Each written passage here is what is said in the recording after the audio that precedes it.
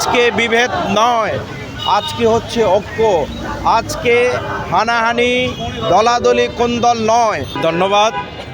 আজকে নারায়ণগঞ্জবাসী সহ সমগ্র দেশবাসীকে আমাদের বিজয়ের ৫৪তম বর্ষ উপলক্ষে আজকে বিজয়ের শুভেচ্ছা।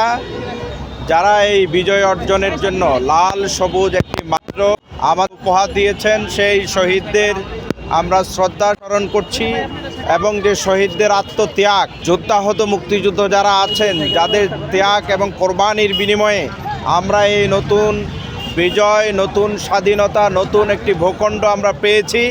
আজকে আমরা কৃতজ্ঞতার সাথে তাদের স্মরণ করছি এবং তাদের যেই বিজয়ের প্রত্যাশা ছিল, নতুন একটি বৈষম্যমুক্ত বাংলাদেশ গড়ার যে প্রত্যয় ছিল, আজকে বাংলাদেশ জামাত ইসলামী এবং ইসলামী ছাত্র শিবির এবং দেশপ্রেমিক যারা ৫ই আগস্টে হাসিনার পতনের মধ্য দিয়ে, ফেসিবাদের পতনের মধ্য দিয়ে নতুন একটি বাংলাদেশ, মানবিক বাংলাদেশ বিনির্মাণের জন্য চেষ্টা করছে।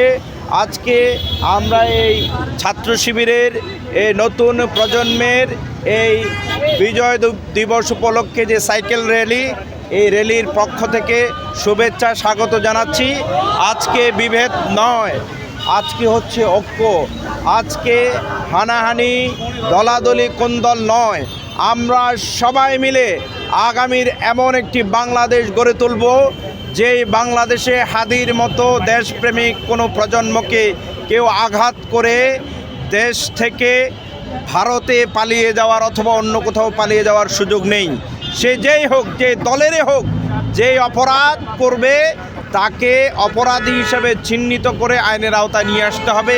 এটি আজকে আমাদের এই বিজয় দিবসের প্রত্যাশা।